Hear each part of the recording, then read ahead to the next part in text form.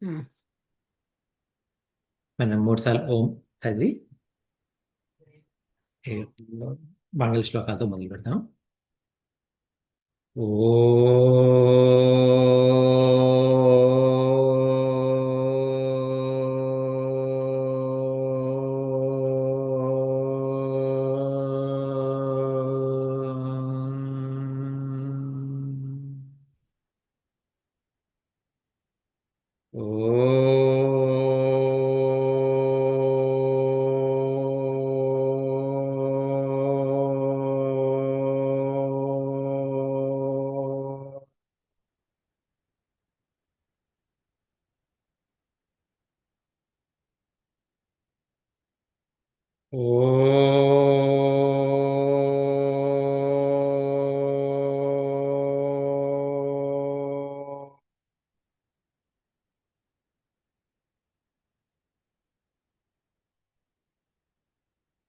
ఓం సహనావవతు సహనౌ భునక్తు సహ వీర్యం కరవావహై తేజస్వినావధీతమస్తు మా విద్విషావహై.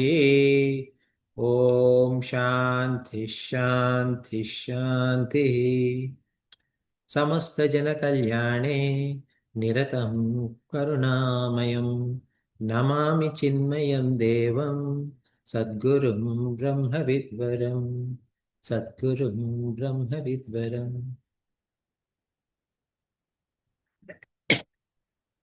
శోభా గారు లేరు కాబట్టి నేను లీడ్ చేస్తాను. ఎవరైనా ఫాలో చేయండి.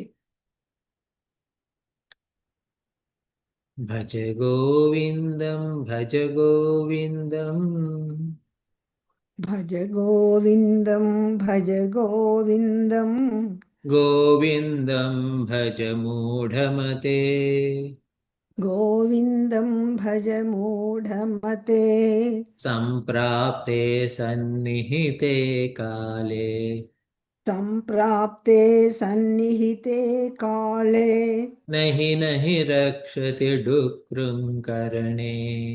నహి నహి రక్షతి డుక్రుంకరణే. ఆ, 8వ శ్లోకాన్ని మొదలు పెడదాము. కాతే కాంతా కస్తే పుత్ర. కాతే కా ఎంత నెంబర్ ఎంతండి? 8వ శ్లోకం అండి. ఆ? ఆహా, 8. ఆహా, ఓకే. కాయ కాతే కాంతా కస్తే పుత్రః సంసారోయమతీవ విచిత్రః. సంసారోऽయమతీవ విచిత్రः. తస్య త్వం కః కుత ఆయాతః. కస్యం త్వం కః కుత ఆయాతః. తత్వం చింతయ తదిహ భ్రాతః. సత్వం చింతయ తదిహ భ్రాతః. అది తత్వం అండి. తత్వం చింతయ. ఓ, తత్వం చింతయ తదిహ భ్రాతః. సత్సంగత్వే నిస్సంగత్వం. సత్సంగత్వే నిస్సంగత్వం. నిస్సంగత్వే నిర్మోహత్వం. నిస్సంగత్వే నిర్మోహత్వం. నిర్మోహత్వే నిశ్చలతత్వం. నిర్మోహత్వే నిశ్చలతత్వం. నిశ్చలతత్వే జీవన్ముక్తిః. నిశ్చలతత్వే జీవన్ముక్తిః. వయసి గతే కః కామవికారः. వయసి గతే కః కామవికారः. शुष्के नीरे कः कासारः. शुष्के नीरे कः कासारः. क्षीणे वित्ते कः परिवारः. क्षीणे वित्ते कः परिवारः. ज्ञाते तत्त्वे कः संसारः. ज्ञाते तत्त्वे कः संसारः। मा कुरु धनजन यौवनगर्वम्. मा कुरु धनजन मा कुरु धनज जन यौवनगर्वम्। हरति निमेषकालः सर्वम्. हरति निमेषात् कालः सर्वम् मायामयमिदमखिलं हित्वा मायामयमिद अखिलं हित्वा ब्रह्मपदं त्वं प्रविश विदित्वा ब्रह्मपदं त्वं प्रविश विदित्वा भज गोविन्दं भज गोविन्दम् भज गोविन्दं भज गोविन्दं गोविन्दं भज मूढमते। गोविन्दं भज मूढमते.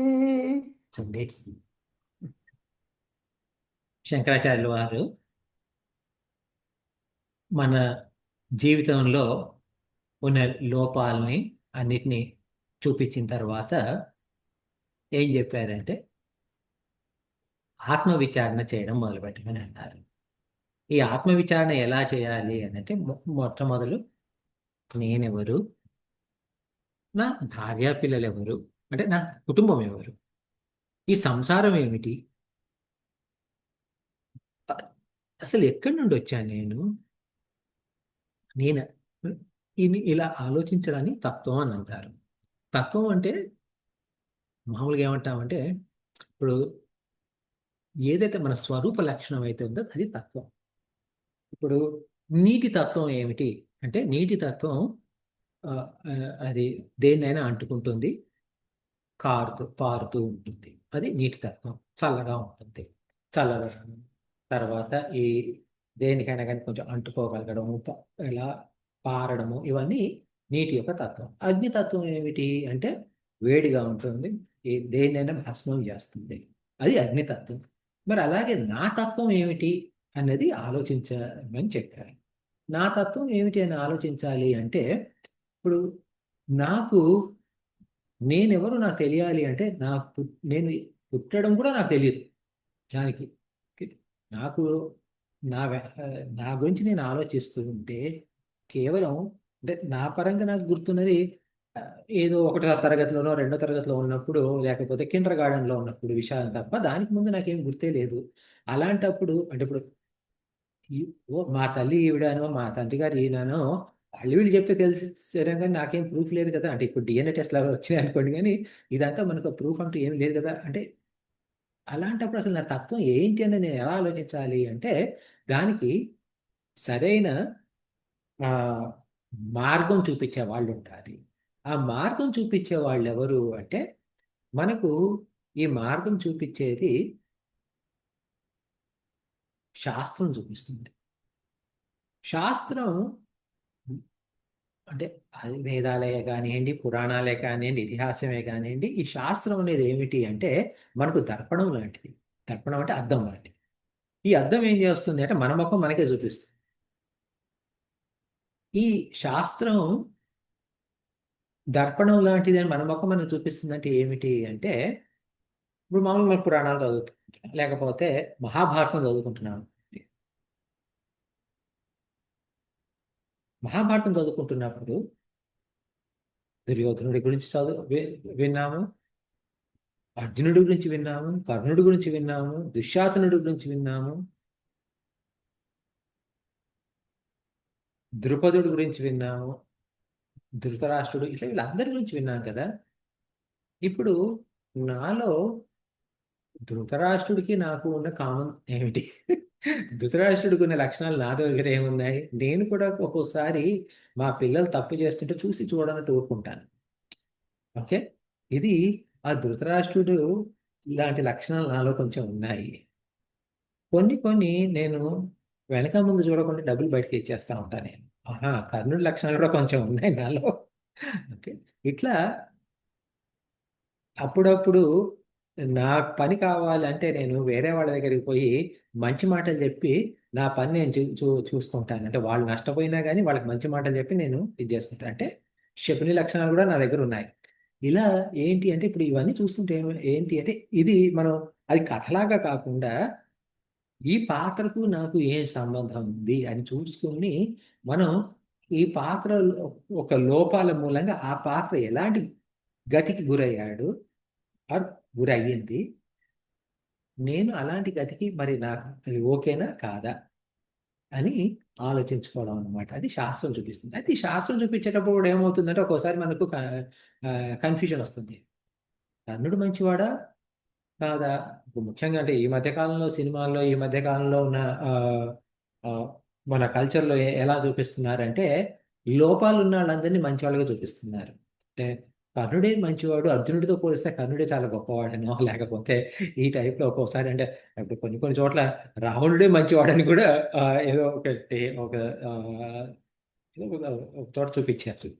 అలా చూపిస్తా ఉన్నారు. అలాంటప్పుడు ఏది నిజం, ఏది కరెక్ట్, ఏది మనం ఆ శాస్త్రాన్ని ఎలా అర్థం చేసుకోవాలి అంటే ఆ సత్సంగత్వం కావాలి. ఆ సత్సంగత్వం ఎవరు అంటే ఆ శాస్త్రం తెలిసిన వారు, ఆ శాస్త్రం చెప్పిన పద్ధతిలో నడుచుకునేవారు ఎవరు ఆ మహాత్ములు ఉన్నారో వాళ్ళ దగ్గరికి కనుక మనం వెళ్ళి వాళ్ళ ఆ, వాళ్ళ వాళ్ళు చెప్పింది మనం వింటూ ఉంటే ఏమవుతుంది అంటే మనకు మన జీవితం యొక్క ముఖ్య లక్ష్యం ఏంటి తెలిసినప్పుడు చిన్న చిన్న అన్నిటి మీద మనకు ఇంట్రెస్ట్ పోతుంది. అది ఆ సత్సంగత్వం ద్వారా నిస్సంగత్వం వస్తుంది. ఆ నిస్సంగత్వం వచ్చినప్పుడు ఏమవుతుంది అంటే ఈ ప్రపంచం మీద ఉన్న మోహం తొలగిపోతుంది, నిర్మోహత్వం. అలా మోహం తొలగిపోయినప్పుడు మనకు ఏ బయట జరిగే ఏ విషయం కూడా మనల్ని డిస్టర్బ్ చేయదు. డిస్టర్బ్ చేయకుండా ఉండటం వల్ల మనం సరిగ్గా పట్టుగా నిలబడి ఉంటాం ఒక పట్టులో. దాన్ని నిశ్చల తత్వం అంటారు. ఆ నిశ్చల తత్వం ద్వారా మనకు జీవన్ముక్తి అంటే ఇక్కడున్నప్పుడే మనకు ఆ, ముక్తి లభిస్తుంది. ఇప్పుడు ఆ, ఏంటంటే ఇప్పుడు ఒక అతను ఒక అతను ఇట్లా రామాయణం మహాభారతం సీరియల్స్ చూసి అతను కూడా తపస్సు చేయడం మొదలుపెట్టాడు. తపస్సు చేయడం మొదలు పెడితే సరే భగవంతుడు ప్రత్యక్షమయ్యాడు. ఏం కావాలి నీకు అంటే సరే సరే భగవంతుడు నాకు ముక్తిని కలిగించు అన్నాడు. సరే ముక్తి కదా పద నాతో వచ్చేసి అన్నాడు. అదేంటి ఇప్పుడు నేను వస్తే మా ఆవిడ పిల్లలు ఏమవుతారు, నేను ఇప్పుడప్పుడు రాను. మరి నీకు ముక్తి రావాలంటే ఇప్పుడు వాళ్ళంతా కూడా వదులుకొని రావాలి కదా, అది కూడా నీకు బంధనాలే కదా అంటే కాదు కాదు కాదు నాకు వాళ్ళు అది నేను ఆ, మా పిల్లలు పెళ్లి చేయాలి, ఇది చేయాలి, మళ్ళీ వాళ్ళకి పిల్లలు పుట్టాలి, వాళ్ళ పెళ్ళిళ్ళు కావాలి, అవన్నీ నేను చూసుకుని అప్పుడు ఎప్పుడో ఆ తర్వాత వస్తానని. అంటే ఏంటి ముక్తి అంటే చనిపోయిన తర్వాత ఎప్పుడో రావాలి ఆ ముక్తి. అప్పుడు నేను సుఖపడతాను అంటే అప్పుడు దాకా నేను బంధాల్లోనే ఉంటాను. అది అది కాదు ముక్తి అంటే. ముక్తి అంటే ఈ క్షణాన ఇక్కడే ఇప్పుడే ఇలా జీవిస్తూ ఉండగానే ఆ ఎక్స్పీరియన్స్ చేయడాన్ని ముక్తి అన్నారు. అది అది జీవన్ ముక్తి. అయితే ఆ జీవన్ ముక్తి ఆ, కలిగిస్తుంది కాబట్టి సరే దాన్ని బట్టి మళ్ళీ మనం ఇదంతా ఏంటి ఈ పద్ధతి అంతా చెప్పింది దేనికి అంటే మనం ఆత్మవిచారం చేయాలని. సరే ఆత్మవిచారం ఎలా చేస్తున్నాము అనేది ఆ, తర్వాత శ్లోకంలో చెప్పారు. ఏది వైసిగతే కహ కామ వికార. మనం ఆలోచిస్తే ఏమిటి అంటే ఎప్పుడైతే వయసు అయిపోయిందో అప్పుడు దేని మీద ఇంట్రెస్ట్ ఉండదు మనకు. చిన్నప్పుడు మనకు చాలా కావాలని ఉంటాయి. తర్వాత ఏమవుతుంది, ఓహో మనకు ఈ ఖర్చులో మనకి ఇది కుదరదు, లేకపోతే దేని మూలంగా ఇది కుదరదు, అట్లా అలా అలా కొన్ని కొన్ని తగ్గిపోతూ ఉంటాయి. ఆ తర్వాత ఇప్పుడు ఆ కోరిక అనేది పోతుంది. ఎందుకు అంటే ఇప్పుడు ఏదైనా స్వీట్ తినాలనుకోండి, అబ్బా స్వీట్ తింటే షుగర్ పెరుగుతుంది ఎందుకులే స్వీట్ ఇప్పుడు వద్దు. ఓకే, ఓ అది బిర్యానీ ఉంది, బిర్యానీ తింటే ఇప్పుడు మళ్ళీ అది అరగదు, చాలా ఇబ్బంది పడాలి, ఎందుకులే బిర్యానీ వద్దు. అట్లా ఆ రకంగా అన్నిటి మీద నెమ్మదిగా అలా తగ్గిపోతూ ఉంటుంది అనమాట. వయసు తగ్గిపోతూ ఉండే కొద్దికి కామం యొక్క వికారాలు అన్నీ తగ్గిపోతాయి. కామం యొక్క వికారాలు ఏంటనేది మనం పోయిన వారం మాట్లాడుకున్నాం. ఇది కామ, క్రోధ, లోభ, మోహ, మద, మాత్సర్యం అవన్నీ కామంలోని వచ్చే వికారాలు. అంటే వయసు ఉన్నంత వరకే కామం ఉంటుంది, వయసు లేకపోతే కామం లేదు. అలాగే శుష్కే నీరే కహ కాసార. అంటే కాసారము అంటే చిన్నపాటి ఒక సరస్సు. నీళ్ళు ఎండిపోతే ఆ సరస్సే ఉంది, అక్కడ సరస్సే లేదు. అలాగే క్షీణే విత్తే కహ పరివార. ఎప్పుడైతే మన దగ్గర డబ్బులు తగ్గిపోయినాయో మన చుట్టుపక్కల వచ్చే బంధుమిత్ర సకుటుంబ సపరివార సమేతం అంటాం కదా, అదంతా నెమ్మదిగా తగ్గుతూ వస్తుంటుంది. పరివారం అనేది ఉండదు. అలాగే ఎలాగైతే వయసు తగ్గగానే కామం పోయిందో, ఎలాగైతే నీళ్లు తగ్గగానే ఆ సరస్సు అనేది పోయిందో, ఎలా అయితే డబ్బు తగ్గగానే పరివారం అనేది పోయిందో, అలాగే ఈ జ్ఞానం వచ్చేసరికి సంసారం కూడా మాయమవుతుంది అన్నది ఒక పాఠం. ఈ వయసులో ఉన్నంత వరకే కదా ఇది మనకు ఈ కామాలనే ఉన్నాయి, ఇవన్నీ ఉన్నాయి. డబ్బున్నంత వరకు అది పరివారం మీద ఉంది. కాబట్టి మనం ఒకవేళ అది ఉందనుకోండి, అలాంటప్పుడు అంటే ఇప్పుడు ఈ భజగోవిందము ఆ, పాఠం చిన్నపిల్లలకని కాదు, పెద్దవాళ్ళకని కాదు, ముసలి వాళ్ళకని కాదు, అన్ని వయసుల వాళ్ళకు. కాబట్టి మన మనకు మన జీవిత స్థాయిని బట్టి ఒక్కోసారి మన దగ్గర డబ్బే ఉండొచ్చు, లేదా పవర్ ఉండొచ్చు, లేదా యవ్వనం ఉండొచ్చు, లేకపోతే ఇవన్నీ కూడా కలిపి ఉండొచ్చు. ఓకే, అంటే అది ఉన్నా కూడా ఈ ఈ ఆలోచనలు పెట్టుకొని, ఈ ఆలోచన విధానం పెంచుకొని ఏం చేయాలి అంటే, మన దగ్గర ధనం ఉన్నా, జనం ఉన్నా, యవ్వనం ఉన్నా, వేటి మీద కూడా గర్వం అనేది ఉంచుకోకూడదు. ఎందుకు గర్వం ఉంచుకోకూడదు వాటి మీద అంటే తప్పేముంది దాంట్లో అంటే, అదంతా కాలం ఒక మహిమలో క్షణంలో పోతుంది మొత్తం. వయసు తగ్గు వయసు క్షణంలో ఎందుకు పోతుందండి? ఇప్పుడు 25 ఏళ్ళు దృఢంగా ఉన్నాడు. ఓకే, వయసు దాని ఆ పవర్ తగ్గాలి అంటే ఏదో 60 ఏళ్ళు వచ్చినప్పుడు కానీ ఇక మెల్లగా ఇది కండరాలు కొంచెం ఇదయ్యి కొంచెం ఆ, ఆ, నెమ్మదిగా కాళ్ళ నొప్పులు కీళ్ళ నొప్పులు రావాలంటే 70 ఏళ్ళు 80 ఏళ్ళు రావాలి. అంతా ఉంది కదా, అప్పటి వరకు వయసు ఉంది కదా, అంత వరకు ఎందుకు ఎంజాయ్ చేయకూడదు అంటే చెయ్యొచ్చు. కాకపోతే ఆ, తెల్లారి వచ్చి ఒక ఒక కారు వచ్చి కొట్టింది అనుకోండి, టక్కన లైఫ్ లాంగ్ అప్పటి నుండి ఇంకా ఈ చక్రాల కుర్చీలో కూర్చోవాల్సిందే. ఇట్లా ఏ రోజు ఏమవుతుందో మనకు తెలియదు. మన జీవితం చాలా మనకు ముందే చెప్పారు. ఏంటి మన జీవితం ఎట్లా అంటే తామరాకు మీద నీటి బొట్టు లాంటిది, ఏ క్షణాన్ని ఎలా పోతుందో తెలియదు. అలాగే జీవితమే పోయినప్పుడు ధనం జనం యవ్వనం ఏముంది అవన్నీ కూడా ఎప్పుడంటే అప్పుడు పోతాయి. అందుకని చెప్పేసి వాటి గురించి వాటిని చూసి గర్వపడకూడదు అని చెప్పి తర్వాత ఏమన్నారు, మాయామయం ఇదం అఖిలం హిత్వా బ్రహ్మపదం త్వం ప్రవిశ విదిత్వ. ఇది ఈ భాగం మనం పోయిన వారం చూడలేదు. ఇది ఈ రెండో భాగం, మాయామయం ఇదం అఖిలం హిత్వా బ్రహ్మపదం త్వం ప్రవిశ విదిత్వ. ఇప్పుడు ఈ ఈ ఈ భాగం అర్థం కావాలంటే మనకు కొంచెం వేదాంతం తెలిసి ఉండాలి. వేదాంతం ఏం చెప్తుంది అంటే, ఈ ప్రపంచం ఈ ప్రపంచాన్ని సృష్టించింది ఎవరు? ఇప్పుడు ఇప్పుడు మనం అన్నాం కదా ఆత్మ విచారణ చేసుకోవాలని. ఈ ఆత్మ విచారణ ఎలా చేస్తున్నాము అంటే, ఇప్పుడు ఈ ప్రపంచాన్ని సృష్టించింది ఎవరు అనే మనకు రెడీగా ఆన్సర్ చెప్తాం, పెద్ద ఆలోచించాల్సిన లేదు. భగవంతుడు సృష్టించాడు ఈ ప్రపంచాన్ని. సింపుల్. భగవంతుడు ఇప్పుడు మీరు ఒక టీ పెట్టారనుకోండి, మీరు టీ పెడుతుంటే మీకు టీ దేంతో పెడతారు? టీకి కావాల్సిన సామాగ్రి ఏమిటి అంటే, టీ పొడి కావాలి, పాలు, పంచదార, నీళ్లు, కనీసం ఈ 4 కావాలి. ఏ మసాలా టీ అవి అంటే ఇంకా ఇంకా చాలా ఎన్నో పెట్టుకోవచ్చు, కానీ ఈ 4 మినిమం కావాలి. ఈ 4టిని తీసుకొని పాలు మరగబెట్టి అందులో నీళ్లు పోసి నీళ్లు మరగబెట్టి తర్వాత అందులో టీ పొడి వేసి చక్కెర వేసి తిప్పి ఫిల్టర్ చేసుకొని ఇది టీ టీ పెట్టు. మరి భగవంతుడు ఇప్పుడు మనుషుల్ని వీటిని వాటిని అన్నిటిని సృష్టించాడు అంటే, మరి ఇప్పుడు మీరు టీ పెట్టడానికి ఒక టీ పెట్టడానికి 4 వస్తువులు కావాల్సి వచ్చినాయి కదా. టీ పొడి, పంచదార, పాలు, నీళ్లు.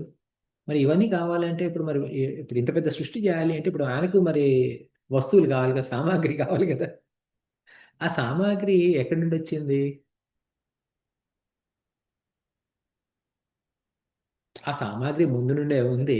ఆ సామాగ్రి తీసుకొని ఆయన తయారు చేశాడు అనుకోండి. ఇప్పుడు ఆ సామాగ్రిని సృష్టించింది ఎవరు మరి? ఈ సామాగ్రి వేరు, భగవంతుడు వేరు. ఈ భగవంతుడు ఈ సామాగ్రిని తీసుకొని ప్రపంచాన్ని సృష్టించాడన్నాం అనుకోండి. అంటే ఏమిటి అంటే భగవంతుడు ముందు ఉన్నాడు, ఈ సామాగ్రి కూడా ముందు నుండే ఉంది. అలాంటప్పుడు ఈ రెండిటికి పైన ఇంకొకరు ఉన్నారు. వారు ఈ భగవంతుణ్ణి ఈ సామాగ్రిని సృష్టించకుండా పెట్టారని అర్థం. అలాంటప్పుడు ఇక్కడున్నది భగవంతుడు కాదు, ఆ పైన ఉన్నది భగవంతుడు అని. ఓకే. ఆ భగవంతుడు మరి ఈ సామాగ్రిని ఎలా సృష్టించాడు, సృష్టిని ఎలా చేశాడు అంటే మనం ఎలా చెప్తాము? ఆ సామాగ్రి ఎక్కడి నుండి వచ్చిందంటే ఏం చెప్తాము? ఆయనలో నుండే వచ్చి ఉండాలి అని చెప్తాం. ఎందుకంటే ఇప్పుడు మళ్ళీ మనం ఇదే ఇదే కథ చెప్పాం అనుకోండి, సామాన్ సపరేట్గా ఉంది, ఆయన సపరేట్గా ఉన్నా అంటే ఆ పైన ఇంకొకళ్ళు ఉన్నారని అనాల్సి వస్తుంది. ఇప్పుడు మనకి ఇది ఇందులో మన పురాణాల్లో ఎలా ఉంటుంది అంటే బ్రహ్మదేవుడు సృష్టించారని అంటారు. ప్రపంచాన్ని సృష్టించింది ఎవరు అంటే బ్రహ్మదేవుడు అని చెప్తాం. బ్రహ్మదేవుడు అంటే నాలుగు తలలు ఉన్న బ్రహ్మ గారు. ఆయన యొక్క తండ్రి ఎవరు అంటే విష్ణుమూర్తి అంటాం. విష్ణుమూర్తిని ఎవరు చేశారు అంటే దానికి జవాబు లేదు ఇక మనకు. అంటే ఏమిటి అంటే ఇప్పుడు మన పౌరాణిక పద్ధతి ప్రకారం విష్ణుమూర్తి లేదా శివుడు ఆది, వారికి ముందు ఇంకా ఏమీ లేదు. అలా అలాగే ఈ ఎవరైతే ఈ భగవంతుడు అని అంటున్నామో, ఈ సృష్టి చేసింది ఎవరైతే అంటున్నామో వారే ఈ సృష్టి చేశారు. ఈ సృష్టి చేసినప్పుడు ఏమైంది అంటే ఆ సృష్టి ఎక్కడి నుండి వచ్చింది అంటే ఆ భగవంతుడిలో నుండే వచ్చింది. సరే, భగవంతుడిలో నుండి వచ్చిన తర్వాత ఇప్పుడు నేను టీ చేస్తాను అనుకోండి. నేను టీ చేస్తుంటే టీ పొడులు ఇక్కడ ఉన్నాయి, నేను ఇక్కడున్నా, స్టవ్ ఇక్కడ ఉంది, పాలు ఇక్కడ ఉన్నాయి. ఇవన్నీ చేసుకున్న తర్వాత కప్పు ఇక్కడ ఉంది. అంటే అన్ని ఇట్లా మొత్తం బయట ఎక్కడెక్కడ ఉన్నాయి, విడివిడిగా ఉన్నాయి. మరి భగవంతుడి బయట అంటూ ఒకటి ఉంది, స్థలం ఉంది. భగవంతుడి బయట సృష్టి జరిగింది అన్నాం అనుకోండి. ఈ బయట అనేది ఎక్కడి నుండి వచ్చింది, భగవంతుడి బయట అనే స్థలం ఎక్కడి నుండి వచ్చింది అని ఇంకో ప్రశ్న. అలాంటప్పుడు ఓహో, భగవంతుడి బయట అంటూ ఏమీ లేదు, ఉన్నదంతా భగవంతుడి లోపలే, భగవంతుడు తప్ప ఇంకేమీ లేదు కాబట్టి. అలాంటప్పుడు సృష్టి జరిగింది ఎక్కడ? భగవంతుడి లోపలే సృష్టి జరిగింది. అంటే భగవంతుడే దానికి కావలసిన సామాగ్రి ఇచ్చారు. అంటే భగవంతుడే సామాగ్రి అయ్యారు, భగవంతుడే స్థలం ఇచ్చాడు, భగవంతుడిలోనే సృష్టి జరిగింది. భగవంతుడిలోనే సృష్టి అనగానే కేవలం సృష్టి జరిగిందా? సృష్టి, స్థితి, లయ, అంటే అంటే ఉత్పత్తి, వినాశనం అన్నీ భగవంతుడిలోనే అయినాయి. అలాంటప్పుడు ఈ సృష్టి, స్థితి, లయ జరిగినప్పుడు మన భగవంతుడైన మార్పు ఉందా అంటే ఇప్పుడు ఆ, మామూలుగా ఇప్పుడు ఒక స్త్రీ గర్భవతి అయింది అనుకోండి. గర్భం పెరుగుతూ పోతూ ఉంటుంది, అందులో పాప బాబు పెరుగుతూ పోతూ ఉంటారు. తర్వాత డెలివరీ అయిన తర్వాత పాప వేరు, తల్లి వేరుగా ఉంటుంది. ఈ సృష్టి అలా కాదు. ఆ సృష్టి అందులోనే అయింది. ఆ, ఈ మొత్తం మార్పులని భగవంతుడిని. ఎన్ని మార్పులున్నా భగవంతుడు ఏమైనా మార్పు ఉందంటే భగవంతుడిలో ఏ మార్పు లేదు. అలాంటప్పుడు సృష్టి అనేది అసలు నిజానికి ఉందా అనే ప్రశ్న వేస్తే ఉన్నట్టు అనిపిస్తుంది కానీ ఏమీ లేదు.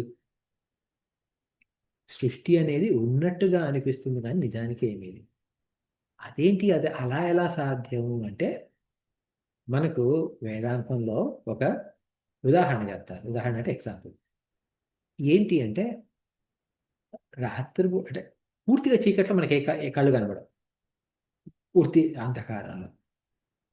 అలాగే మంచి ఆ, ఉదయం 12 గంటలకు అంటే మధ్యాహ్నం 12 గంటలకు మంచి సూర్యకాంతులు కూడా అంతా శుభ్రంగా కనబడుతుంది.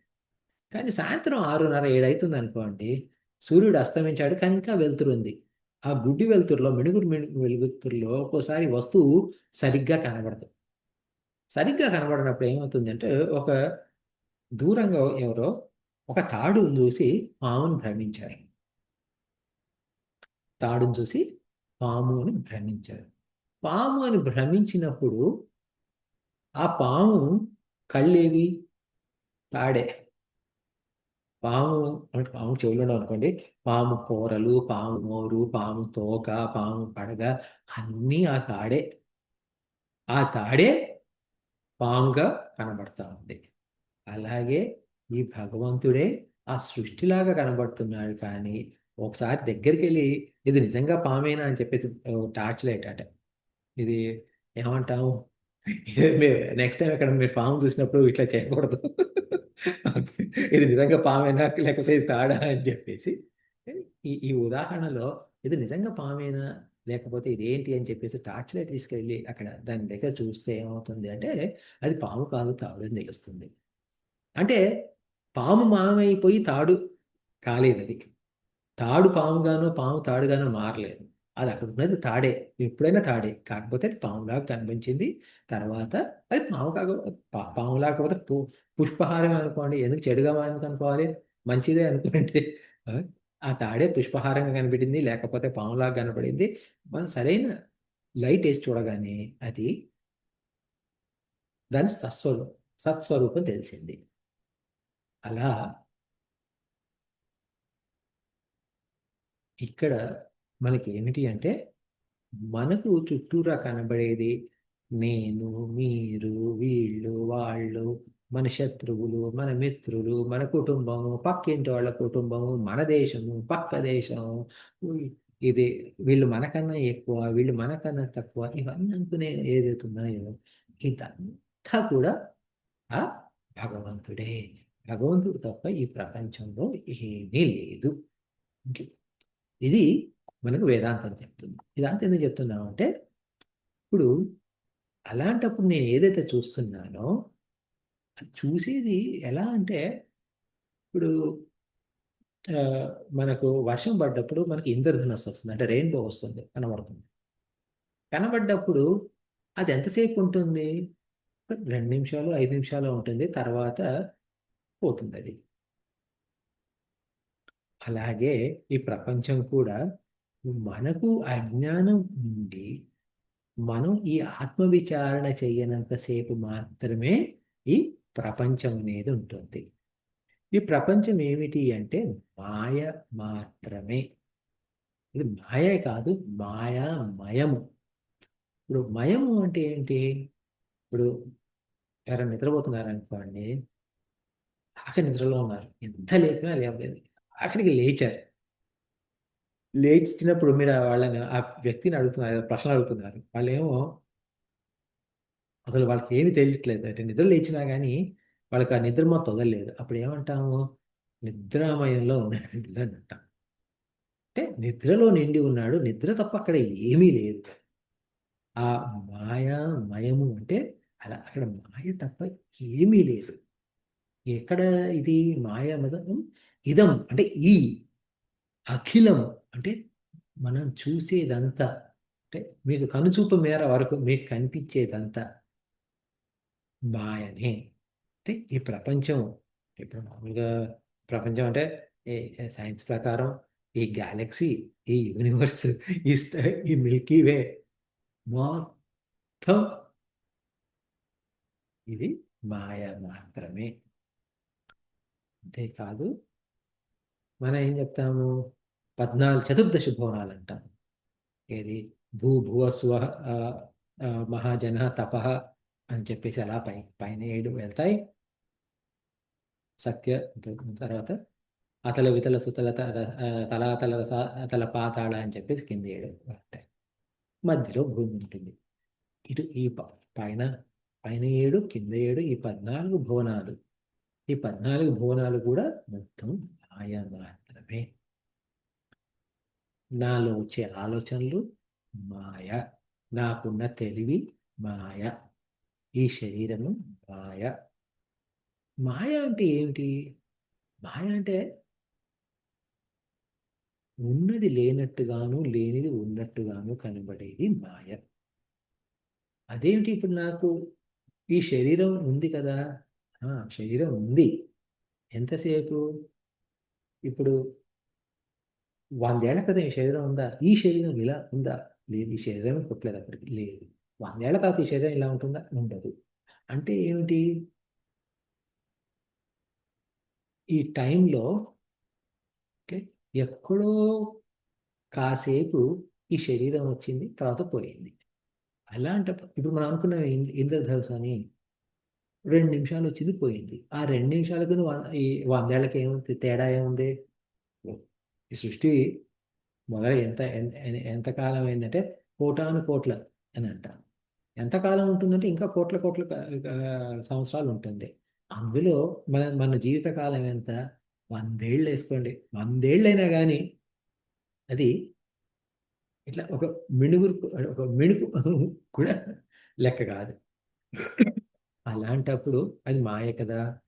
అలా ఇది అర్థం చేసుకొని హిత్వ అంటే హితువు, అంటే ఈ హితువు తెలుసుకొని ఏం చేయాలి అంటే బ్రహ్మపదం త్వం, నువ్వు త్వం అంటే నువ్వు బ్రహ్మపదం ప్రవిశ, ప్రవిశ అంటే చేరుకో, విదిత్వ ఈ విషయం తెలుసుకొని, అంటే ఈ జగత్తంతా మాయ అన్న విషయం తెలుసుకొని బ్రహ్మపదం, బ్రహ్మపదం అంటే ఇది ఇక్కడ వేదాంతంలో ఎప్పుడు కానీ బ్రహ్మ వచ్చిందనుకోండి, ఇది 4 చతుర్ముఖాలున్న బ్రహ్మదేవుడు కాదు.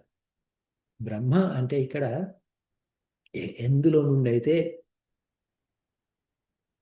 ఈ ప్రపంచం అంతా ఉద్భవించిందో, ఎందులో నుండి అయితే సర్వము వచ్చిందో, ఎందులోకైతే సర్వము వెళ్ళిపోతుందో, దేని ఏది వచ్చినా ఏది పోయినా అందులో ఏ మాత్రం మార్పు ఉండదో అది బ్రహ్మ. ఈ బ్రహ్మ అంటే అర్థం ఏమిటి అంటే అంటే బృహత్వాత్ బ్రహ్మ అంటారు. అంటే ఏదైతే పెద్దదో, ఇప్పుడు మరి ప్రపంచం చాలా పెద్దది. ఇంత పెద్ద ప్రపంచం రావాలంటే ఎందులో నుండి వచ్చిందో అది అంతకన్నా పెద్దగా ఉంటేనే కదా అందులో నుండి ఇంత పెద్ద ప్రపంచం వచ్చేది. అందుకని ఆ బృహత్వాత్ అంటే ఆ పెద్దది బ్రహ్మ అని. ఈ బ్రహ్మ అనేది తర్వాత ఇంకొకటి స్త్రీలింగము కాదు, పులింగము కాదు, ఇది నపుంసకలింగం. నపుంసకలింగం అంటే న్యూటర్ జెండర్. బ్రహ్మను అతడు అనలేము, ఆమె అనలేము. ఎందుకయ్యా అంటే అతడు ఆమె అన్నాం అనుకోండి, స్త్రీలింగము పులింగము వాడామనుకోండి, స్త్రీలింగం అంటే ఏమిటి? ఒక ఒక రకమైన జననేంద్రియాలు ఉంటాయి. పులింగం అంటే ఇంకో రకమైన జనన ఇంద్రియాలు ఉంటాయి. అంతే కదా. అలాంటప్పుడు ఈ బ్రహ్మకు జననేంద్రియాలు అవసరమా? అవసరం లేదు. ఓకే. వా ఈ సృష్టి కావాలి అంటే ఇంకొకరితోటి సంభోగించాల్సిన అవసరం ఉందా? లేదు. ఉం? అలాంటప్పుడు అది స్త్రీ కాదు, పురుషుడు కాదు. ఇప్పుడు మనకు నపుంసకలింగం అని ఇంకోటి ఉంది. అది మన ఈ మన భాషలో ఇక మనం తప్పదు కాబట్టి నపుంసకలింగం వాడతాం, కానీ అలా అని చెప్పేసి బ్రహ్మ నపుంసకుడు అని కూడా అనలేము మనం. ఓకే. అది ఈ లింగాలకు అతీతము. ఓకే. అందువల్ల బ్రహ్మ ఆ, అనేది మనకు అంటే కేవలం మన హిందూ ధర్మంలోనే భగవంతుడని మనం చెప్పినప్పుడు డు అని చెప్పేసి పుల్లింగాన్ని మనం ప్రతిపాదిస్తామే తప్ప నిజానికి వేదాంతంలో బ్రహ్మ అనేది లింగరహితము. ఓకే. ఆ అలాంటి ఆ లింగరహితమైన బ్రహ్మంలో చేరుకో అంటే ఏంటి? జీవన్ముక్తి తెచ్చుకోమని ఈ శ్లోకం చెప్తాను. మాకుడు ధనజన యవ్వన గర్వం హరతి నిమేషాకాల సర్వం మాయామయమిదం అఖిలం హిత్వా బ్రహ్మ పదం త్వం ప్రవిశ విదిత్వా. దీని మీద ఏమైనా క్వశ్చన్స్ ఏమైనా ఉన్నాయా?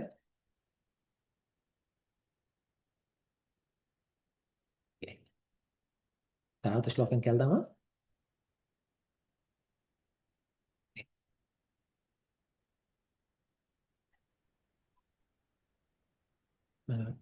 ఓకే.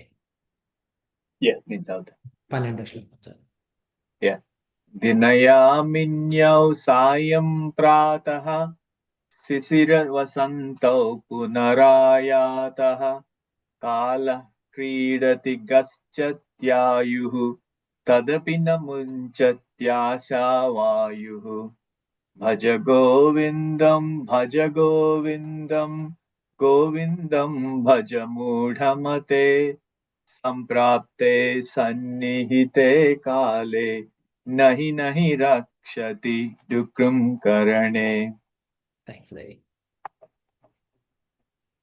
ముందు ఒక్కొక్క పదం యొక్క అర్థం తెలుసుకుందాం. దినం అంటే ఉదయం. మిన్య ఆ, ఆ, అంటే రాత్రి. దినయ మిన్య అంటే పగలు రాత్రి. సాయం అంటే సాయంకాలం. ప్రాతః అంటే ఆ, దినం అంటే ఉదయం అయింది, ఉదయం కాదు, పగలైంది. సాయం అంటే సాయంత్రం అయింది. ప్రాతః అంటే ఉదయం అయింది. అంటే రోజుకున్న 4 కాలాలు అంటే పగలు రాత్రి ఉదయం సాయంత్రము 4 చెప్పారు. దినమిన్యం సాయం ప్రాతః. శిశిరము వసంతము. శిశిర వసంతం. శిశిరం అనేది ఒక ఋతువు, వసంతం ఇంకొక ఋతువు. అంటే ఋతువులు 6 అంటాము. వసంతం మొదలై శిశిరంతో ముగిసిపోతాయి. వసంతం అంటే మనకు స్ప్రింగ్ సీజన్. మన ఉగాది వసంత ఋతువు మొదటి ఉగాది. మన కొత్త సంవత్సరం, నూతన సంవత్సరం వస్తుంది. శిశిర ఋతువు ఆ, ఏమవుతుందంటే ఆ, ఉగాదికి ముందు వరకు శిశిర ఋతువు ఉంటుంది. పునరాయాత. ఆయాత అంటే రావడం. పునరాయాత అంటే మళ్ళీ వచ్చింది. మళ్ళీ వచ్చిందంటే ఏంటి? పోయింది వచ్చింది, పోయింది వచ్చింది. కాల క్రీడతి. ఇలా కాలం ఆడుకుంటూ ఉంది. ఆడుకుంటుంటే ఇందులో ఏమవుతుంది అంటే ఉదయం వచ్చింది, సాయంత్రం వచ్చింది, ఉదయం వచ్చింది, సాయంత్రం వచ్చింది, ఇలా వస్తూ పోతుంటే ఏమవుతుంది అంటే ఈ ఆటలో ఏమైంది అంటే ఆయు. ఆయు అంటే ఆయుష్. ఆ ఆయుష్ ఏమైంది? అది మాత్రం గచ్చతి అంటే వెళ్ళిపోతూ ఉంది. తదపి. తదపి అంటే తత్ అపి, అయినప్పటికీ అని అర్థం. తదపి అంటే అయినప్పటికీ. నా ఓకే, ముంచతి. ముంచతి అంటే ఏమిటి? ఓకే, వదలదు. ఏమిటి? ఆశావాయువు. ఆశ. ఆశ. ఆశలు అనేవి ఉంటాయి కదా. ఆ కోరికలు, ఆ కోరికలు అనే గాలి, ఆ కోరికల గాలి మాత్రం వదలదు. ముంచతి అంటే వెళ్ళిపోవడం. నా ముంచతి అంటే వెళ్ళదు. అంటే ఏమిటి అంటే అలా మనకు తెలియకుండానే ఉదయము రాత్రి పగలు సాయంత్రము అలా వచ్చిపోతూనే ఉంటాయి. దానివల్ల శిశిరము వసంతం వస్తూ పోతుంటాయి. అంటే శిశిర వసంతం మళ్ళీ వచ్చాయి మళ్ళీ పోయాయి అంటే సంవత్సరాలు గడిచిపోయాయి అని అర్థం. ఓకే, వసంత ఋతువులో ఏమొస్తుంది అంటే ఇంకొకటి. ఇప్పుడు మామూలుగా మనకు భారతదేశంలో మొ- ఆ, సంవత్సరం మొదలు ఎప్పుడు అంటే స్ప్రింగ్లో, మార్చి ఏప్రిల్లో. ఎందుకంటే వసంతం వచ్చినప్పుడు అన్నీ అప్పుడే అన్ని పూలు విప్పారుతా ఉన్నాయి, పండ్లు అవన్నీ రావడం మొదలు పెట్టాయి కాబట్టి అది వసంతం. అయిన తర్వాత ఏమైంది? అది పెరగడం సీజన్ మొత్తం, చెట్లు కానీ ఏమైనా కానీ పెరగడం అంతా ఈ ఎండాకాలం అంతా పెరుగుతాయి, తర్వాత వానలు వచ్చినప్పుడు పెరుగుతాయి. అలా పెరుగుతూ అంతా అయిపోయిన తర్వాత ఏమవుతుంది? చలికాలం వచ్చేసరికి ఏమవుతాయి? అవన్నీ ఆకులు రాలిపోవడం మొదలు పెడతాయి. అన్నీ చెట్లన్నీ ఎండిపోతాయి. ఇప్పుడు ముఖ్యంగా ఇప్పుడు అనుకున్న యుఎస్ నార్త్ ఈస్ట్లో ఉన్న వాళ్ళంతా మీకు అందరికీ తెలిసిందే ఈ విషయం. ఫాల్ వచ్చిందంటే ఆకులన్నీ పడిపోతాయి. వింటర్లో అంతా మూడిపోతుంది. అలాగే జీవితం కూడా అంటే మూడిపోవడం అనమాట. అంటే ఇది ఈ ఈ మనమే మామూలుగా ఇక్కడ 4 సీజన్స్ అని చెప్పుకుంటాం కదా. స్ప్రింగ్, సమ్మర్, ఫాల్, వింటర్ అని. మన భారతదేశంలో ఏమో 6 ఋతువులు పెట్టుకుంటాం అనమాట. వసంత ఋతువు మొదలై శిశిరంతో ముగిసిపోతుంది. ఇవి వచ్చిపోతూ ఉన్నాయి అంటే వాటితోటి మనకు కాలం కూడా వచ్చి పోతూ ఉంది. ఇలా కాలం వచ్చిపోతూ ఉన్నా కానీ ఏమవుతుంది అంటే మనకు ఈ కాలం వచ్చిపోతుందన్న సంగతి మనకు తెలియదు. ఇప్పుడు మనం ఒక ఒక సుఖంలోనూ ఒక దుఃఖం, సుఖ దుఃఖాలు కూడా అవసరం లేదు. మన పిల్లలు పుట్టారు. పిల్లలు పుట్టగానే మనకు బాధ్యతలు మొదలైనవి.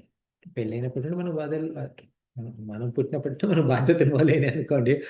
స్కూల్కి వెళ్ళాలి, చదవాలి, అవి పాస్ అవ్వాలి, తర్వాత మళ్ళీ ఎంట్రన్స్ ఎగ్జామ్ రాయాలి, అందులో సీటు తెచ్చుకోవాలి, ఆ కాలేజీలో సీటు తెచ్చుకున్నామా, ఈ కాలేజీలో సీటు తెచ్చుకున్నామా, అది అయిందా, అయితే తర్వాత ఉద్యోగం వచ్చిందా లేదా, ఉద్యోగం వచ్చిన తర్వాత ఆ ఉద్యోగం దక్కున్నామా లేదా, ఇలా పెళ్ళి పిల్లలు అట్లా మనం ఈ బాధ్యతల్లో పడి అలా చూస్తూ చూస్తూ చూస్తూ పోతూ ఉన్నాం. అలా మనం ఆ, గడిచిపోతూనే ఉంది.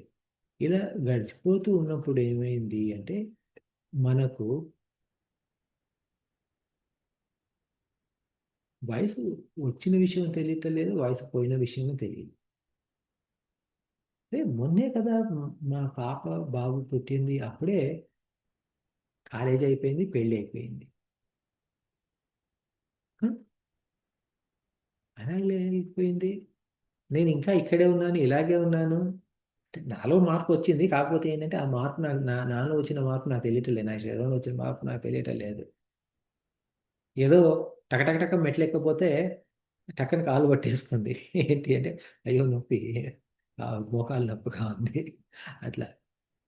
ఇలా ఏమైతుంది అంటే కాలం మనకు సంకేతాలు ఇస్తూనే ఉంది. ఏంటి, నెమ్మది నెమ్మదిగా జుట్టు ఊడడం అయిపోయింది, జుట్టు ఉంటే రంగు మారడం మొదలైంది, జుట్టు రంగు మారడం మొదలైంది, తర్వాత శరీరం కొంచెం వీక్ అవ్వడం మొదలైంది. ఇవన్నీ కాలం మనకు ప్రతిసారి కొంచెం కొంచెం చెప్తూనే ఉంది, చూడు చూడు నీ వయసు అవుతుంది అవుతుంది అని. కానీ మనకేమవుతుంది అంటే ఈ కోరికలు అనేవి ఏదైతే ఉన్నాయో, ఇంకా కావాలి ఇంకా కావాలి, ఇది కావాలి అది కావాలి, ఇది తెచ్చుకోవాలి అది తెచ్చుకోవాలి, ఇది సంపాదించాలి అది సంపాదించాలి అన్న దీంట్లో మనం ఈ కాలాన్ని మర్చిపోతా ఉన్నాము. ఈ మన మనం పుట్టిన కారణం ఏంటన్న సంగతి మర్చిపోతూ ఉన్నాము. ఇప్పుడు ఇది ఏంటి అంటే మనకు ఈ వేదాంతం అంటే, ఇప్పుడు వేదాంతం అంటే ఉపనిషత్తులే కదా. ఇప్పుడు మామూలుగా ఈ ఒక ఉపనిషత్తు ఉంది, ఇది యాక్చువల్గా వచ్చే వారం మనం స్టార్ట్ చేస్తున్నాం, కఠోపనిషత్తు. ఈ కఠోపనిషత్తులో ఏమవుతుంది అంటే ఆ, ఈయన మన హీరో నచికేతుడు, ఓకే, ఆయన ఏమవుతుందంటే వాళ్ళ నాన్న సరిగ్గా అంటే కొంచెం దానం సరిగ్గా ఇవ్వలేదని చెప్పేసి బాధపడుతూ వాళ్ళ నాన్న పాపం తగలకూడదని చెప్పేసి వెళ్ళి, నన్ను ఎవరికి దానం చేస్తావు, మొత్తం ఇల్లంతా దానం చేస్తున్నావు కదా అని అంటే, వాళ్ళ నాన్న కోపచ్చి నేను ఎవరికి దానం చేస్తాను తప్పు అన్నాడు. అనగానే సరే మా నాన్న చెప్పిన తర్వాత ఇక అట్లా ఎట్లా అవుతుందని చెప్పేసి అతను, ఆ బాబు యమలోకానికి వెళ్ళిపోతాడు. యమలోకానికి వెళ్ళిన తర్వాత ఆ, యముడు ఆయన చూసి బా సంతోషించి నీకు 3 కోరికలు ఇస్తాను అంటాడు. ఇస్తే ఆయన మొదటి కోరిక, మూడో కోరిక ఆయన ఏమంటాడు, నాకు ఆత్మవిద్య ఇవ్వు అని అడుగుతాడు. ఆత్మవిద్య ఇవ్వు అనగానే యముడు, నువ్వు ఆత్మవిద్యకి నీకు అర్హత లేదు నాయన, నువ్వు చాలా చిన్నపిల్లడే, నీకేం తెలుసు ఆత్మవిద్య అన్న టైప్లో అది ఆయన యమధర్మరాజు ఆ బాలుడిని ప్రలోభ పెట్టడానికి ప్రయత్నం చేస్తాడు. ఇగో చూడు, నీకు ఆ, ఎంతమంది అంటే అంతమంది పిల్లలు, ఎంత కాలం అంటే అంతకాలం జీవించవచ్చు, ఎంత ఎంత ఎన్ని అంటే అప్పుడు కాలంలో ఆవులు ఇవే కదా లెక్క, ఆవులే ధనం, ఎన్ని ఆవులు అంటే అన్ని ఆవులు, ఎన్ని ఎకరాల పొలం అంటే అన్ని ఎకరాల పొలం. నువ్వు ఎంత అంటే నీ అంతటికి నువ్వు డిసైడ్ చేసుకొని ఇక నాకు చాలు నేను చనిపోతాను అనే అనుకునేంత వరకు నువ్వు బ్రతకొచ్చు. ఓకే, అలా మొత్తం నీకు వరాలు ఇస్తాను, ఇది మాత్రం అడగకు అని అంటాడు. అంటే ఆ పిల్లాడు చెప్తాడు, ఏముంది, ఎంత కాలమైనా కానీ ఈ ఈ ఈ అనంత కాలంలో ఒక చుక్క లాంటిదే కదా ఈ ఈ శరీరము. ఈ అంతా మనం అనుకుంటామే తప్ప కొద్ది రోజులకి ఇది అలసిపోతుంది, ఆ, నరాలు వడలిపోతాయి, కండరాలు కరిగిపోతాయి. ఇలాంటప్పుడు నువ్వు ఎంత ఇచ్చినా ఏమి ఇచ్చినా కానీ ఏదో ఒక రోజు అవన్నీ పోయేవే కదా. నాకు ఆ పోయేది వద్దు నాకు, ఓకే, ఏదైతే పోదో అది నాకు ఇవ్వు. ఓకే, ఏదైతే పోదో ఏదైతే నాకు ఎప్పటికీ ఉంటుందో, దేని మూలంగా అయితే నాకు బ్రహ్మ విద్య అంటే, బ్రహ్మ విద్య అంటే ఏమిటి అంటే, బ్రహ్మ విద్య వచ్చిన తర్వాత ఆ బ్రహ్మ విద్యను ఏదో చేస్తామని కాదు. బ్రహ్మ విద్య రావడమే మోక్షం. ఓకే, ఆ మోక్షం నువ్వు ఇవ్వగలిగితే నాకు నువ్వు ఇవ్వు, లేకపోతే నీకు నీ వల్ల కాదని చెప్పు. అంతేగాని నన్ను ఇలా ప్రలోభ పెట్టకని అడుగుతాడు. అంటే ఏమిటి అంటే, మనకు ఎన్ని కోరికలున్నా, ఏది ఉన్నా కానీ అవన్నీ కూడా వస్తూ ఉంటాయి, పోతూ ఉంటాయి. ఓకే, మనకు అవి ఎంత తీర్చుకున్నా ఇంకా ఇంకో కోరిక అంటూ వస్తూనే ఉంటుంది. ఆ కోరికలకు అంటూ ఉండదు. ఓకే? ఇప్పుడు మన జీవితం ఇంకొకటి ఏంటి, మన భారతీయ సంప్రదాయం ప్రకారం, మన హిందూ సాంప్రదాయం ప్రకారం ఇది మన మొదటి పుట్టుక కాదు. ఈ కోరికలన్నీ ఉన్నప్పుడు కోరికలతో మనిషి పోయాడు అనుకోండి, ఏమవుతుంది? మన సినిమా లెక్కనైతేనేమో, మన హారర్ సినిమా లెక్కనైతేనే మన దయాలం భూతాలు పెట్టాం. కోరిక ఆ, కోరిక తీరని ఆ, యువకుడు అని అట్లా సినిమాల పేర్లు పెట్టి తీస్తారు. పగబట్టిన వనిత అట్లా ఇట్లా. ఇప్పుడు మన వేదాంతం ప్రకారం ఏమిటి అంటే, కోరికలు తీరక ఉండకపోతే ఏమవుతుంది, మళ్ళీ మనం ఆ కోరికలు తీర్చుకోవడానికి మళ్ళీ పుడతాం. ఆ కోరికలు ఆ కోరికలు తీర్చుకునేటప్పుడు కొత్త కోరికలు వస్తాయి, అవి తీరవు కాబట్టి మళ్ళీ కోరికలు, పాపాలు, పుణ్యాలు, మన ఇష్టాలు, పాప పుణ్యాలే మన తదుపరి జననాలకు, తదుపరి మరణాలకు కారణం.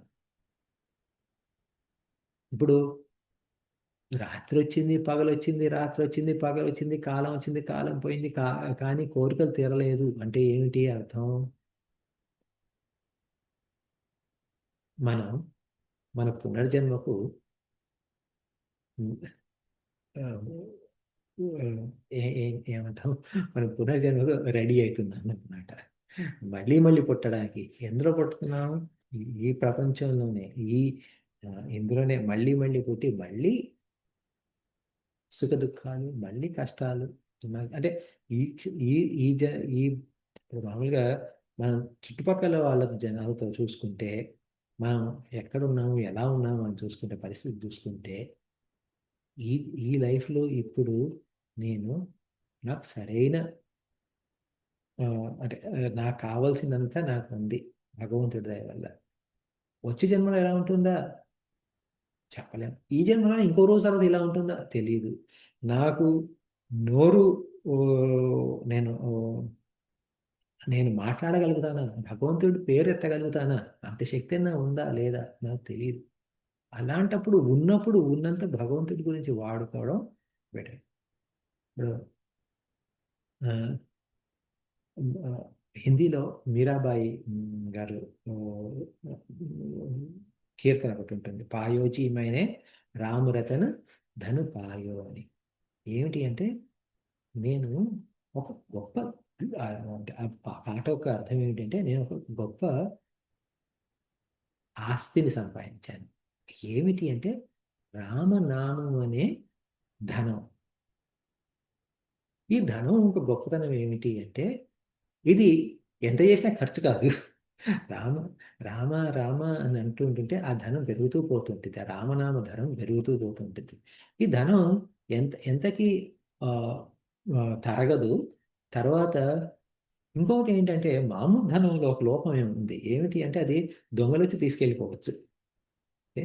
ఇప్పుడు మనకు ఒకప్పుడు దొంగలు దొంగతనం కావాలంటే వాళ్ళు దొంగకు కూడా చాలా కష్టపడాలి. ఏంటి, మంచి బలిష్ఠుడై ఉండాలి, ఒంటికి నూనె రాసుకొని ఉండాలి, ఇంటికి ఆ, కన్నం పెట్టాలి. ఓకే, అంటే అంత తవ్వి ఇంటికి కన్నం పెట్టి ఆ రాత్రిపూట ఇంట్లో ఉన్నదంతా దోచుకెళ్ళాలి. ఇప్పుడేముంది, ఊరికే హ్యాకింగ్ చేసేసి బ్యాంక్లో ఉన్న డబ్బంతా మాయం చేయొచ్చు. సో ఇది ఈ డబ్బులో ఉన్న లోపం. ఇది మనం సంపాదించిన డబ్బు అంతా క్షణంలో పోగలుగుతుంది, అంటే దొంగతనం చేయొచ్చు. కానీ ఈ రామనామ ధనాన్ని ఎవరు దొంగతనం చేయలేరు. ఓకే, అది దాని గొప్పతనం. అలాంటి మా గురువు గారు ఈ ధనాన్ని ఎలా ఆర్జించాలని చూపించారు. ఏది రామనామ ధనాన్ని. రామనామ స్మరణ చేస్తూ ఉండే కొందికి నాకు ఆ రామనామ ధనం పెరుగుతూ పోతుంటుంది. అలా పెరుగుతుంది. నేను అది నేను రోజు డబ్బు ఆ రామనామ ధనాన్ని సంపాదిస్తూ ఉన్నానని సంతోషంగా పాడే కీర్తన అది ఆ పాట అన్నమాట. పాయోజీ మేనే ధన్ రామరతన ధను పాయో అని. అలా మరి మనం ఏం చేస్తున్నాము? టైం వచ్చి రోజు వచ్చింది, రోజు పోయింది. ఆ, ఉదయం వచ్చింది, ఉదయం పోయింది. సాయంత్రం వచ్చింది, సాయంత్రం గడిచిపోయింది. ఆ, ఋతువులు మారుతా ఉన్నాయి. చెట్ల ఆకులు వస్తున్నాయి, చెట్ల ఆకులు పడిపోతూ ఉన్నాయి.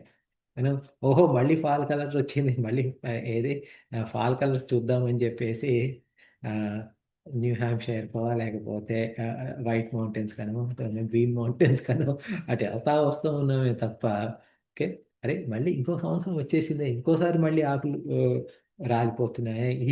పోయినసారి ఆకులు రాలిపోయిన కాలానికి ఈసారి ఆకులు రాలిపోయిన కాలానికి మధ్యలో నా ప్రగతి ఏమిటి, నేను చేసింది ఏముంది, భక్తిపరంగా భగవంతుడికి దగ్గర అవ్వడానికి నేను ఏం చేశాను, ఈ ఈ ఆశలు నాకు ఎంతవరకు అడ్డం వస్తున్నాయి, ఈ ఆశలు, ఈ కోరికలు, ఈ ప్రపంచం అనేది ఆలోచించుకోవాలని చెప్పడం ఈ యొక్క ఆ, ఈ శ్లోకం ఒక అర్థం. ఎందుకంటే ఇప్పుడు ఈ శ్లోకాన్ని ఊరికి చదివాం అనుకోండి, దినయామిన్యో సాయం ప్రాత శిశిర్వసంతో పునరాయత కాల ప్రేరిత గచ్చత్యాయు తదపిన ముంచిత్ ఆశా వాయువు అని చదివితే ఏమవుతుంది అంటే ఓహో కాలం వస్తుంది, కాలం పోతుంది, రోజులు వస్తున్నాయి, రోజులు పోతున్నాయి, ఋతువులు మారుతూ ఉన్నాయి.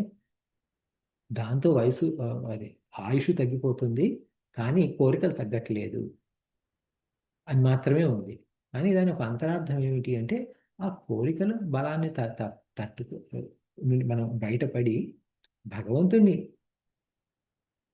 గురించి మనం ఆలోచించాలి. భగవంతుడి దగ్గరికి ఎట్లా వెళ్ళాలనేది ఆ, భగవంతుడి దగ్గరికి ఎలా వెళ్ళాలంటే భగవంతుడికి సాన్నిధ్యం ఎలా తెచ్చుకోవాలని ఆలోచించమని చెప్పేసి ఈ శ్లోకం చెప్తుంది. ఇది తర్వాత ఇంకొకటి ఏమిటి, కోరికలే మనకు అన్ని రకాల ప్రమాదాలను తీసుకొస్తాయి. ఇంకో విషయం ఇప్పుడు మనకు రామాయణంలో సీతాదేవి తీసుకోండి.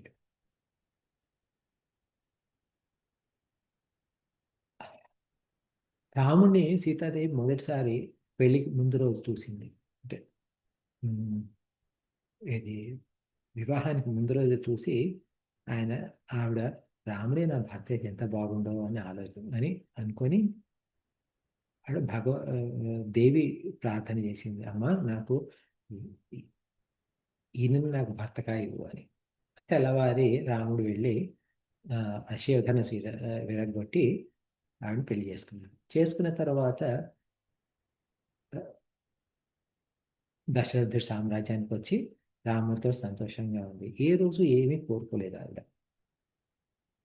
రాముడిని ఎప్పుడైతే అడవిలోకి వెళ్ళమన్నాడో ఆవిడ మొత్తం ఈ రాముడు లేని ఈ రాజ్యం నాకెందుకు అని చెప్పేసి నారచీరలు కట్టుకొని ఆవిడ కూడా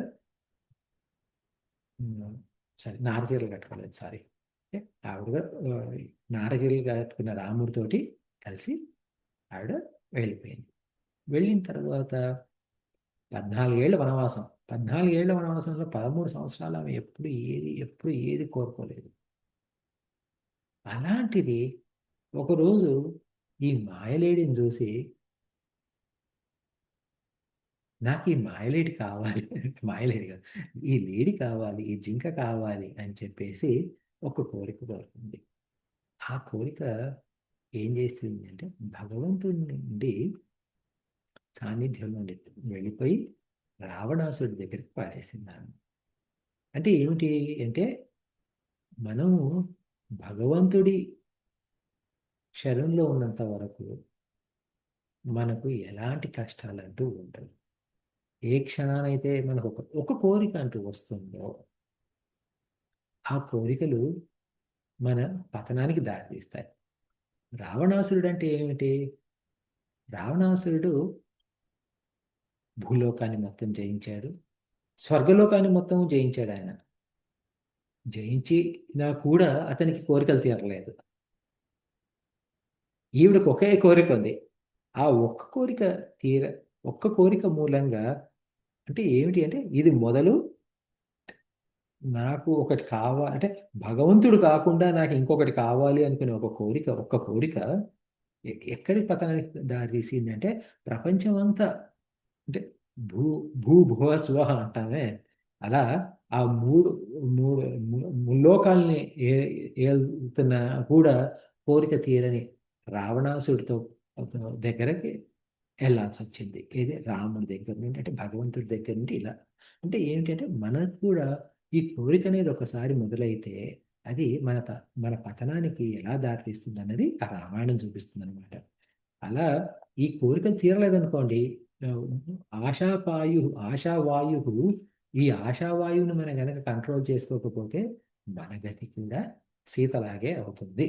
అందువల్ల మనం ఈ కోరికల నుండి జాగ్రత్తగా ఉండాలి. ఈ కోరికలు అనేది ఎలా జాగ్రత్తగా ఉండాలి అంటే మనకు భగవద్గీతలో 2వ అధ్యాయంలో ఒక శ్లోకం ఉంటుంది. ఏంటంటే కూర్మోంగానిగా కూర్మం కూర్మం యొక్క అంగాలు. పూర్వం అంటే తాబేలు. తాబేలు ఏం చేస్తుందంటే ఇలా బయటకు ఎలా అంటే ఏమాత్రం ప్రమాదం అనిపించినా కానీ టక్కన దాని 4 కాళ్ళు, తల, తోక 6 లోపలికి లాగేసుకుంటుంది. లాగేసుకొని ఊరికి ఆ డిప్ప మాత్రమే బయటకు కనబడుతుంది అనమాట. అది ఎంతసేపు ఉంటుంది అలా? ఆ ప్రమాదమైన అంటే ఆ జంతువే కానివ్వండి ఏదైతే ప్రమాదం అనుకుందో ఆ ప్రమాదం దూరం అయ్యే వరకు అలాగే ఉంటుంది బయటకి. ఆ ఎగ్జాంపుల్ ఎందుకు ఇచ్చారు? ఆ ఉదాహరణ ఎందుకు ఇచ్చారంటే మనకు ఒక వస్తువుని చూడగానే కోరిక కలుగుతుంది అనుకోగానే మనం మన 5 ఇంద్రియాలను అంటే శబ్ద స్పర్శ రూప రస గంధ ఆ పంచేంద్రియాలను మన బుద్ధి చిత్త అహంకార అన్నిటినీ మనం ఆ కూర్మం లాక్కున్నట్టు లోపలికి లాక్కున్నట్టు ఏది లోపలికి లాక్కొని ఉండాలన్నమాట. ఉండి ఆ ఏదైతే మనకు కోరిక కలిగిస్తున్న వస్తువు ఉందో ఆ వస్తువు వెళ్ళిపోయే వరకు అలాగే ఉండి అది వెళ్ళిపోయిన తర్వాత మన దాటి మనం వెళ్ళాలి. అది భగవద్గీత చెప్తుంది అనమాట. అట్లా అలా చేసుకుంటూ ఉంటుంటే నెమ్మదిగా ఆ కోరికలు ఆ, ఏ వస్తువు వచ్చినా కానీ మనకు తర్వాత తర్వాత అంత భయం అంటూ అనిపించదు. ఇది విషయం. సో ఇప్పుడు ఆ, టైం గడిచిపోయింది. ఇక్కడ ఇప్పుడు ఈ రోజుకి ఇక్కడ ఆపేద్దాము. తర్వాత శ్లోకం వచ్చేవాళ్ళని చూద్దాం. ఓకే, మనం ముగించేద్దాం మరి. ఓ